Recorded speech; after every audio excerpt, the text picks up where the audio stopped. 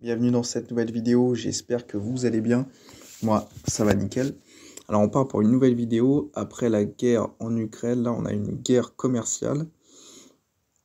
Donc là c'est pas une guerre militaire, mais c'est tout autre. Ce qui s'est passé la nuit dernière, c'est que en fait Trump a appliqué des tarifs douaniers au monde entier. Donc c'est minimum 10% de frais de douane à tout le monde, minimum. Et il y a des pays qui ont des frais de douane assez élevés, comme qu'on peut le voir avec son tableau récapitulatif. On peut voir que la Chine, c'est 34%, 49% pour le Cambodge. L'Union européenne, c'est quand même 20%. On a Japon, 24%. Thaïlande, 36%. Suisse, 31%.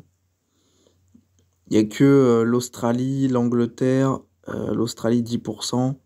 Il y a quand même quelques pays épargnés, Brésil 10%, Australie 10%. Il y en a quand même quelques-uns qui ont été épargnés. Le Chili, donc en fait, il y a quand même quelques pays qui... les pays voisins des États-Unis ont été épargnés, hein, que ce soit le Brésil, le Canada, le Mexique. Bon, c'est des pays, le Chili, c'est quand même des pays qui ont été relativement épargnés. Mais par contre, les pays qui sont beaucoup plus loin ont pris très cher, dont l'Europe. Le but pour lui, c'est évidemment que certaines entreprises produisent directement aux États-Unis. Donc que certaines entreprises délocalisent et par exemple en Europe viennent produire aux États-Unis pour contourner les frais de douane. Donc oui, ils déstabilisent, ils essayent d'amener nos entreprises, le savoir-faire, de mettre ça aux États-Unis directement. Donc c'est vrai qu'il essaie vraiment de protéger son pays. Effectivement, pour nous, c'est un choc.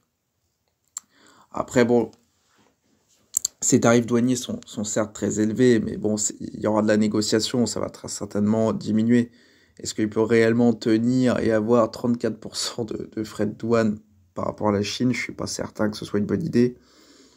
Voilà, ça peut provoquer une inflation, ça peut... les Américains vont peut-être avoir effectivement leurs prix augmentés, les prix des produits augmentés, donc ça va pas avoir de l'inflation, en tout cas une récession. Combien de temps va durer cette récession de Trump? Ça peut durer quelques mois, ça peut durer un an, ça peut durer un an et demi, 2 ans, tout au plus. En tout cas, la bourse a littéralement saigné. Vraiment, c'est moins qu'on puisse dire, hein, si on regarde le SP500, il a perdu 4% aujourd'hui. Le Bitcoin, pour ceux qui font de la crypto, on était aux alentours de 76 780. Et on est à 73 200, enfin, ou 60... non, attendez. À l'heure actuelle... Bon, enfin, à 15 h, on était à 73 350. Là, est-ce que ça a dû remonter à 73 553 à l'heure où je fais la vidéo?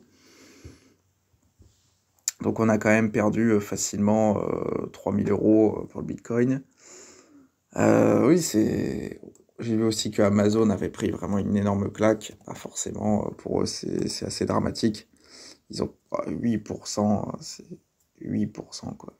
Apple, pratiquement 9%, Nvidia, pratiquement 7%. Ouais, c'est un massacre, hein, Bon, après, avec Trump, il va peut-être revoir sa copie au fil des jours. Peut-être que ce sera comment dire, les tarifs, vont peut-être s'abaisser.